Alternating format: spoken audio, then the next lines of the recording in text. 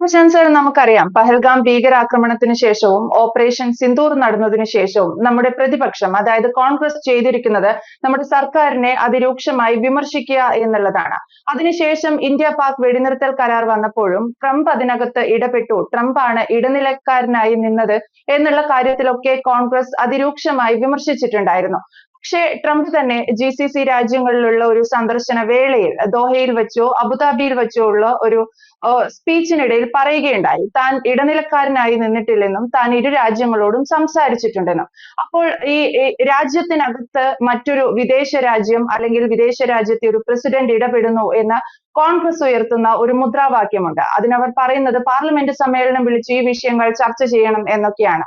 ഒരു വലിയ തിരിച്ചടി ലഭിക്കുകയല്ലേ കോൺഗ്രസിന്? കോൺഗ്രസിന് വലിയൊരു തിരിച്ചടിയാണ്. കോൺഗ്രസിന് പണി കിട്ടി എന്ന് പറയാം. കാരണം ഈ ലോകത്തെ നടുക്കിയ ഒരു സംഭവമായിരുന്നല്ലോ പഹൽഗാം ഭീകരാക്രമണത്തിന് ശേഷം.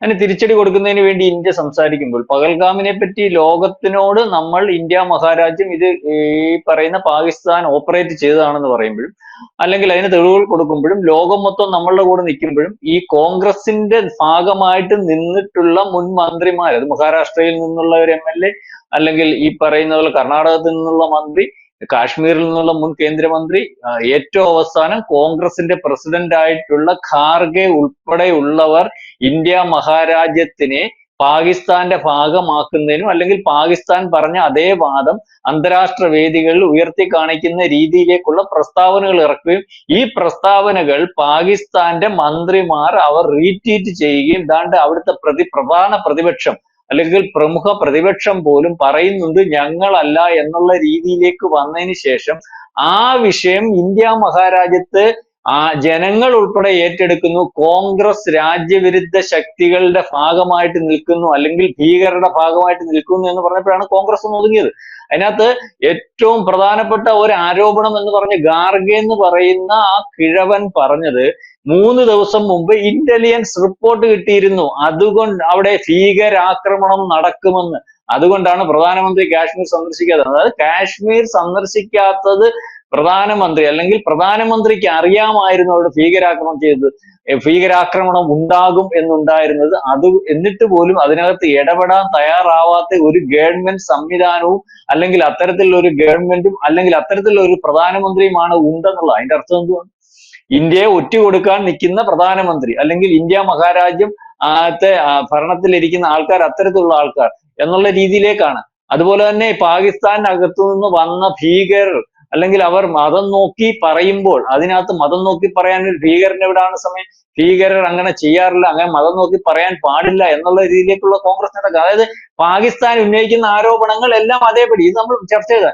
അതിനുശേഷം സിന്ദൂർ എന്ന് പറയുന്ന ഓപ്പറേഷനിലൂടെ ലോകത്തെ ഞെട്ടിച്ച് പാകിസ്ഥാനെ ഇല്ലായ്മ ചെയ്ത് ഇപ്പൊ നമ്മൾ പരിശോധിക്കുമ്പോൾ പാകിസ്ഥാൻ തവിട് പൊടിയായി 4 ദിവസം കൊണ്ട്. പാകിസ്ഥാൻ ഇനി പഴയ അവസ്ഥയിലേക്ക് ഇനിയിട്ട് വരണമെങ്കിൽ ഏതാണ്ട് വലിയ വലിപ്പത്തിൽ വളരെ ദീർഘമായ രീതിയിൽ അവിടെ പല സൈനിക താവളങ്ങളും, അല്ലെങ്കിൽ എയർ ബേസുകളും, പ്രധാനപ്പെട്ട കേന്ദ്രങ്ങളും ഒക്കെ പണിഞ്ഞ് എടുത്ത് തിരിച്ചു കൊണ്ടുവരേണ്ടി വരുന്ന ഒരു സമയത്താണ് നമ്മൾ കേരളത്തിൽ നിന്നുള്ള KC വേണുഗോപാൽ ഉൾപ്പെടെ, ഖാർഗെ ഉൾപ്പെടെ ദേശീയ നേതാക്കന്മാർ ആര് പറഞ്ഞു യുദ്ധം നിർത്താൻ? അതുവരെ ഇവിടെ യുവമാരുൾപ്പെടെയുള്ള ഇവിടുത്തെ യുദ്ധത്തിനകത്ത് യുദ്ധം വേണ്ട, സമാധാനം വേണം, സ്ത്രീകള് കുഞ്ഞുങ്ങളും ഒക്കെ വഴിയാധാരമാകുന്നു, യുദ്ധം ഒന്നിനും ഒരു പരിഹാരമല്ല, യുദ്ധം നമുക്ക് വേണ്ടെന്നൊക്കെ പറഞ്ഞു U-turn പലങ്ങ് പോയി. ആര് പറഞ്ഞു യുദ്ധം നിർത്താൻ? ഞങ്ങൾ അറിയേണ്ട യുദ്ധം നിർത്താൻ? ഇയാളെ പണ്ട് അറിഞ്ഞ കാര്യമൊക്കെ ചർച്ച ചെയ്ത വലിയ എന്നുള്ള രീതിയിലേക്ക് ചർച്ച വന്നു. അതിനകത്ത് അമേരിക്കൻ പ്രസിഡന്റ് പറഞ്ഞില്ല, അദ്ദേഹം ഇടപെട്ടിരുന്നു. ആര് പറഞ്ഞു അമേരിക്കൻ പ്രസിഡന്റിനകത്ത് ഇടപെടാൻ? ഇന്ത്യയുടെ കാര്യം ഇന്ത്യയിലെ തീരുമാനിക്കാൻ, സിംല കരാർ പാലിച്ചുകൂടായിരുന്നു എന്നുള്ള രീതിയിലേക്കൊക്കെ ഭയങ്കര ബഹളം. പാർലമെന്റ് സമ്മേളനം വിളിക്കണം, എത്ര ഭീകരരെ പിടിച്ചു, KC വേണുഗോപാൽ വിളിച്ചു, 4 ഭീകരരില്ലേ, അത് കഴിഞ്ഞിട്ട് പിന്നെ ഒരു വെള്ളം മടങ്ങി, ഇപ്പൊ 3 ഉള്ളല്ലോ, അത് കഴിഞ്ഞിട്ട് വീണ്ടും ഒരു വെള്ളം അടങ്ങുന്ന അവസ്ഥ 2. അപ്പം ഇത് കൃത്യമായിട്ട് ഗവൺമെന്റ് നടത്തിക്കൊണ്ടിരിക്കുകയും ഒരു കാര്യവുമില്ലാതെ, ഒരു മുദ്രാവാക്യവും ഇല്ലാതെ ഈ പറയുന്നത് പോലെ രാജ്യവിരുദ്ധ പ്രവർത്തനം വളരെ കൃത്യമായിട്ട് പ്രതിപക്ഷം എന്നുള്ള രീതിയിൽ, അല്ലെങ്കിൽ ഇതേ രീതിയിലൊക്കെ ചോദ്യങ്ങൾ ചോദിച്ച് ഇന്ത്യക്കെതിരെ നിൽക്കുന്ന ഭീകരന്മാർക്കും, അല്ലെങ്കിൽ ഇന്ത്യയെ നശിപ്പിക്കാൻ നിൽക്കുന്ന രാജ്യങ്ങൾക്കും വേണ്ടി പ്രസംഗിക്കുന്നു, അല്ലെങ്കിൽ ഇൻഡയറക്റ്റ് ആയിട്ട്. അതുകൊണ്ട് പ്രതിപക്ഷ നേതാവ് ചെയ്യുന്നു. ഈ ഭീകരാക്രമണവുമായിട്ട് ബന്ധപ്പെട്ട അതിന് മുമ്പ് നമുക്കറിയാം പല കാര്യങ്ങളും ഈ കാര്യത്തിലും പ്രസംഗിക്കാൻ അദ്ദേഹം വെളിയിൽ പോകുന്നു, ടിക്കറ്റ് എടുത്ത് കൊടുത്ത ആൾക്കാർ വിളിക്കുന്നു, അമേരിക്കയിൽ പോയി സംസാരിക്കുന്നു. അമേരിക്ക പോലെയുള്ള രാജ്യത്ത് സംസാരിക്കുമ്പോൾ അത് ലോകത്തുടനീളമാകുന്നു. അതായത് ഇന്ത്യക്കകത്ത് നിന്ന് പ്രതിപക്ഷം എന്ന് പറയുന്ന, അല്ലെങ്കിൽ പ്രധാന പ്രതിപക്ഷം എന്ന് പറയുന്ന കോൺഗ്രസ് ചെയ്യുന്ന കാര്യം എന്ന് പറഞ്ഞാൽ ഇന്ത്യ വിരുദ്ധത പ്രചരിപ്പിക്കുന്നു, ഇന്ത്യയെ ഇല്ലായ്മ ചെയ്യുന്നതിന് വേണ്ടി നിൽക്കുന്നു. ഏറ്റവും അവസാനം നമുക്ക് ഏറ്റവും പ്രധാനപ്പെട്ട ഒരു വിഷയം, അല്ലെങ്കിൽ നമ്മുടെ രാജ്യത്തെ ബാധിക്കുന്ന ഒരു വിഷയം, ഓരോ ജനങ്ങളും തേങ്ങിയ വിഷയം, ആ വിഷയത്തിന് പോലും ഒന്നിച്ചു നിൽക്കാതെ ഇന്ത്യയെ പ്രതിക്കൂട്ടിലാക്കാൻ ശ്രമിക്കുമ്പോൾ അതിന്റെ എതിരെ ജനവികാരം ഉണ്ടെന്ന് കണ്ട് ഒന്നിച്ചു നിൽക്കുന്നതായിട്ട് ഭാവിക്കുന്ന ഒരു കോൺഗ്രസിനെയാണ് നമ്മൾ കണ്ടത്.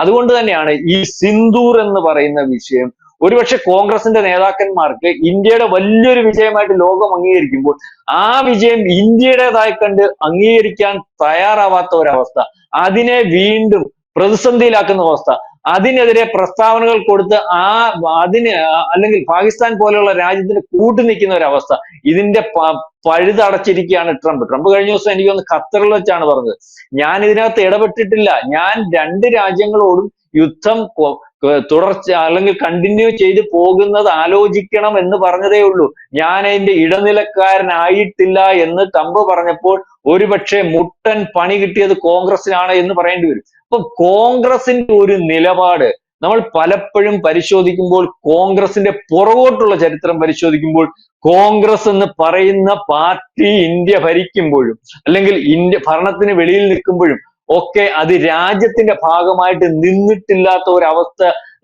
ആണ് നമുക്ക് കാണുവാൻ സാധിക്കുന്നത്. പല ഘട്ടങ്ങളിലും കോൺഗ്രസ് എന്ന് പറയുന്ന പാർട്ടി, അത് നെഹ്റുവിന്റെ രൂപത്തിലായാലും ഇന്ദിരാഗാന്ധിയുടെ രൂപത്തിലായാലും രാജീവ് ഗാന്ധിയുടെ രൂപത്തിലായാലും സോണിയാഗാന്ധിയുടെ രൂപത്തിലായാലും ഏറ്റവും അവസാനം ഇനിയും ഈ ഭരിക്കാൻ നിൽക്കുന്ന അല്ലെങ്കിൽ കോൺഗ്രസിന്റെ ഏറ്റവും പ്രധാനപ്പെട്ട നേതാവ്, ഇപ്പോഴത്തെ പ്രതിപക്ഷ നേതാവ് ഉൾപ്പെടെയുള്ള രാഹുൽ ഗാന്ധിയുടെ ഭാഗത്തു നിന്നായാലും നമ്മൾക്ക് മനസ്സിലാവുന്നത് ഒരിക്കലും ഇന്ത്യയുടെ ഭാഗമായിട്ട് നിന്നിട്ട് അവരുടെ വ്യക്തിപരമായ താല്പര്യങ്ങൾ സംരക്ഷിക്കുന്നതിന് വേണ്ടിയുള്ള ഒരു നിലപാടുകൾ, അല്ലെങ്കിൽ ഇന്ത്യ എന്ന് പറയുന്ന മഹാരാജ്യത്തെ മുന്നോട്ട് നയിക്കുമ്പോൾ ആ രാജ്യത്തെ ലോകത്തിന്റെ നെറുകയിൽ കൊണ്ടുവരാതിരിക്കുന്നതിന് വേണ്ടി വളരെ കൃത്യമായിട്ട് നിന്നു കൊടുക്കുന്ന, അല്ലെങ്കിൽ ലോകത്തിന്റെ നെറുകയിൽ വരാൻ ആഗ്രഹിക്കാത്ത രാജ്യങ്ങളുടെ ഭാഗമായിട്ട് നിന്ന് അവരുടെ താല്പര്യങ്ങൾ സംരക്ഷിച്ചു കൊടുക്കുന്ന ഒരു രീതിയിലുള്ള ഒരു പാർട്ടി, അത്തരത്തിലുള്ള ഒരു പാർട്ടിയായിട്ടാണ് നമ്മൾ കാണുവാൻ സാധിക്കുന്നത്. ഏതായാലും ഇപ്പൊ പ്രത്യേക പാർലമെന്റ് സമ്മേളനം വിളിച്ചിട്ട് പഹൽഗാം ഭീകരാക്രമണം നടത്തിയവരെ പിടിച്ചോ, പഹൽഗാം ഭീകരാക്രമണത്തിനകത്ത് തിരിച്ചടി കൊടുത്തപ്പോൾ ആ യുദ്ധം നിർത്തുന്നതിന് വേണ്ടി ആരാണ് തീരുമാനമെടുത്തത്, ആ യുദ്ധം നിർത്തുന്നതിന് വേണ്ടി വിദേശ ശക്തികൾ അല്ലെങ്കിൽ മറ്റൊരു രാജ്യത്തിന്റെ ഇടപെടിയിൽ ഉണ്ടായിട്ടുണ്ടോ, അല്ലെങ്കിൽ അത്തരത്തിലൊരു ഇടപെടിയിൽ നിന്നു കൊടുത്തത് എന്തിനാണ് എന്നുള്ള രീതിയിലേക്കുള്ള ചോദ്യങ്ങൾ, ആ ചോദ്യങ്ങൾ ചോദിക്കാൻ, അല്ലെങ്കിൽ ആ ചോദ്യങ്ങൾ ലോകത്തിന് കിട്ടത്തക്ക രീതിയിൽ ആ ചോദ്യങ്ങൾ ലോകം മൊത്തവും ചോദിക്കാൻ പ്രാപ്തമാക്കുന്ന രീതിയിലേക്ക് കൊണ്ടുവരുന്നതിന് വേണ്ടി, അല്ലെങ്കിൽ ഇതിനകത്ത് വിഷയങ്ങളുണ്ട്, ഇന്ത്യക്കകത്ത് പ്രശ്നങ്ങളുണ്ട്, ഇന്ത്യ ഗവൺമെന്റ് ചെയ്തത് ശരിയല്ല, അതിനകത്തൊരു ന്യായമില്ല എന്നുള്ള രീതിയിലേക്ക് കൊണ്ടുവരുന്നതിന് വേണ്ടി മാത്രമാണ് കോൺഗ്രസ് ഈ ചർച്ച ഒരുപക്ഷെ സർവകക്ഷി യോഗം വിളിക്കണ്ട, പാർലമെന്റിൽ ചർച്ച ചെയ്താൽ മതി.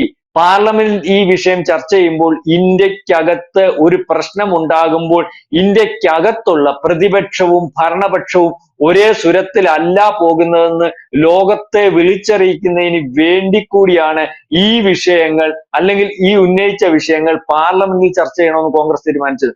അതുകൊണ്ടാണ് ഈ NCPയുടെ നേതാവ് ശരത് പവാർ ഉൾപ്പെടെയുള്ളവർ പറഞ്ഞത് ഇത് പാർലമെന്റിൽ ചർച്ച ചെയ്യണ്ട, ഇന്ത്യയുടെ ആഭ്യന്തര വിഷയമാണ്, ഇന്ത്യയുടെ ആഭ്യന്തര വിഷയം പാർലമെന്റിൽ ചർച്ച ചെയ്ത് അല്ലെങ്കിൽ ആ കാര്യം ലോകം അറിയുന്നതിനോട് എനിക്ക് താല്പര്യമില്ല, പ്രതിപക്ഷ പാർട്ടിയും അല്ലെങ്കിൽ ഭരണപക്ഷ പാർട്ടിയും എന്നുള്ള രീതിയിലേക്ക് എനിക്ക് അഭിപ്രായ വ്യത്യാസങ്ങൾ ഉണ്ടാവാം പല കാര്യത്തിലും, പക്ഷെ ഇന്ത്യയുടെ സുരക്ഷയെ ബാധിക്കുന്ന ഒരു വിഷയം, ഇന്ത്യയുടെ ഒരു വിഷയം വരുമ്പോൾ അതിനകത്ത് പ്രതിപക്ഷവും ഭരണപക്ഷവും ഒക്കെ ഉണ്ടാകുന്ന ഒരവസ്ഥയില്ല, ഇന്ത്യയുടെ ഭാഗമായിട്ട് നിൽക്കണം എന്നാണ് പ്രതിപക്ഷ പാർട്ടിക്കകത്തെ കോൺഗ്രസ് ഒഴികെയുള്ള പലരുടെ അഭിപ്രായം.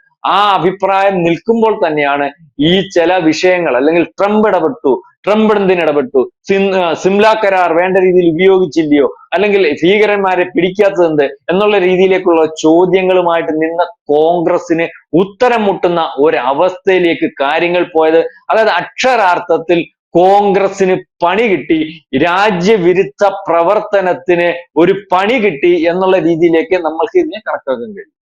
തീർച്ചയായും കോൺഗ്രസിന് ഒരു പണി കിട്ടി എന്നുള്ളതാണ്. രാജ്യത്തിനകത്ത് ആഭ്യന്തര കലഹമുണ്ടെന്ന് ലോകത്തെ മുഴുവൻ അറിയിക്കാനുള്ള കോൺഗ്രസിന്റെ ശ്രമമാണ് പാളിയിരിക്കുന്നത്.